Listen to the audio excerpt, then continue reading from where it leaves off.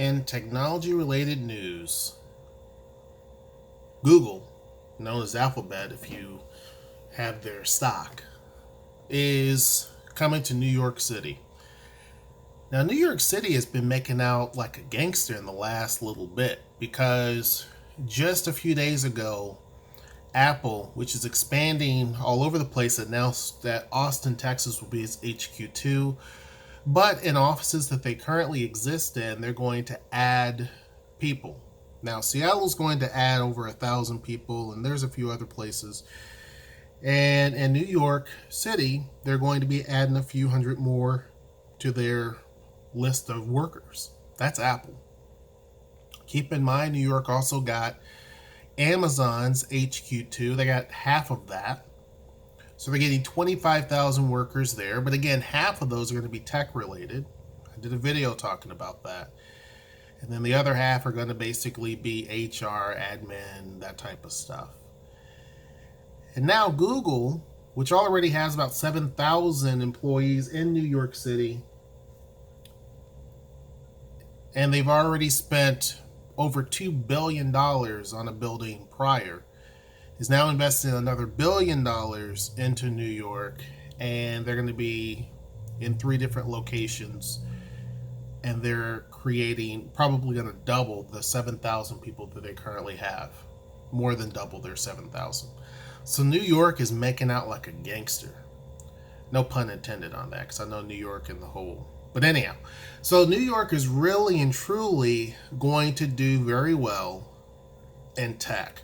Now, here's the problem that I have with that. New York City is a place that not a lot of people necessarily want to move to. It already has a lot of people, to be honest with you. It doesn't really need to bring people in to fill the jobs that they're adding there. I think if Amazon in its full 50,000 plus all these other companies added then you may have a little bit of an issue there. But with the current rate of IT companies moving and having offices on both sides of the coasts, where does that leave people in the middle? And I say that because, yeah, Apple is going to Austin, Texas. That's still kind of west. But when we look at the South and the Midwest, not a lot. I mean, they are adding jobs there. Don't get me wrong. Companies are going to the Midwest and they're going to the South. I'm not going to pretend like that doesn't happen. They do. And in fact, even Apple has expanded a little bit in Detroit. So it's not like it's not there. But what I'm saying is that the big volume of jobs from the big companies are going to the coasts. And so that, I think, is going to create a little bit of an issue, especially in most of the places where you don't see a lot of IT anyway, right? A lot of your smaller cities, and by smaller, I'm talking under 300,000 or below. Those cities which have tech talent there, who their economy needs it, are just kind of left out in the cold.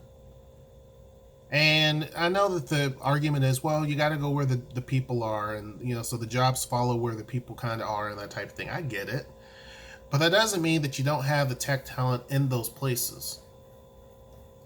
And even with Apple, Amazon, Google, Facebook, all of them, Twitter, they could easily open offices, smaller offices, in other places. I have to take my hat off to Amazon for going to Nashville, Tennessee. That's a smaller market. And Nashville is able to get 5,000 employees. That's a good deal. But there are plenty of Nashvilles out there that are being kind of overlooked. So good job on New York getting all of the big companies. But a lot of people will look at that and say, well, that's to be expected. New York has everything.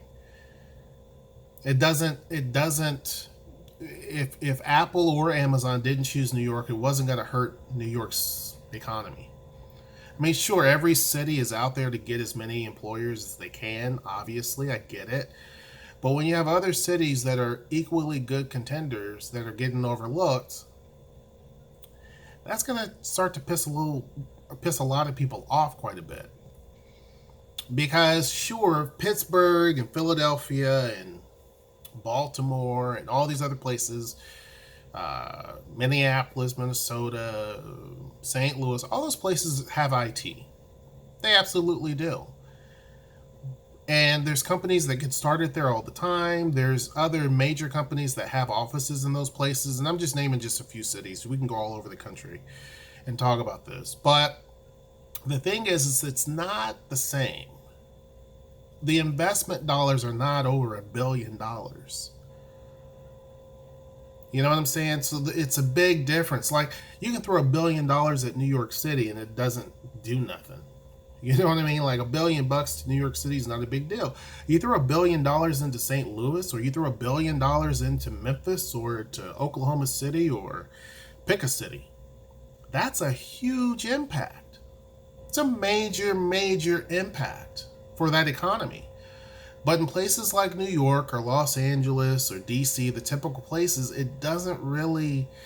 I mean, yeah, good for them, but it's kind of like you're ignoring other places where some of these smaller projects make sense. Now, don't get me wrong. Do I think that an Amazon would have worked in any of the places I mentioned? No. It needed, if it was going to have 50,000 employees, it needed a big population base for that to make sense. Otherwise, it's going to feel like a company town, and people don't really understand what that means until you come to Seattle and see what a company town looks like. And it really does throw a community out of whack, because all of a sudden prices start shooting through the roof and you have a lot of volatility there. But when it comes to smaller projects, I don't understand why that can't be done. I mean, $1 billion in New York City. $1 billion. And they're buying 3 properties. Any building in New York City is going to be astronomically expensive. Buying 3 buildings there. Yet they don't go to other cities, Albany, New York, Buffalo. If we're going to stick with New York, why not those places? Or Newark, New Jersey. You know, Providence, Rhode Island. They only go to some of these massive monstrosities of a city. And again, their economies are great. They don't necessarily need as much help. There are other cities that are falling apart, yet no investments are done. And so that's one of the things that kind of rubbed me the wrong way. Again, I'm not trying to rain on New York's parade here. I think it's great that New York City is getting a lot of tech companies. I think that's wonderful. They can easily absorb the volume that they're getting right now. It's going to make housing prices there, which are already hot, even hotter. It's going to make job competition there even harder for people. It's going to make the standard of living in those places harder. Even though New York is big, the impact is massive when you count all of what's been happening just in a short amount of time. It makes the area look great. It makes the politicians look great. But when you really and truly think about it, and people who live there, it's not going to be all roses and rainbows, because it's going to be a very challenging period. The market's already expensive, and then you throw in thousands and thousands and thousands of IT jobs that pay very well. All 3 companies are paying very well. So when you look at that, Apple, Amazon, and now Google, you look at those, it really does rattle in the economy pretty hard. The people who benefit out of this, politicians, they benefit quite a bit because it's a re-election thing. The other people who benefit out of this are landlords, real estate agents. They benefit greatly. But the public is the ones that, because most people are not going to fit the job.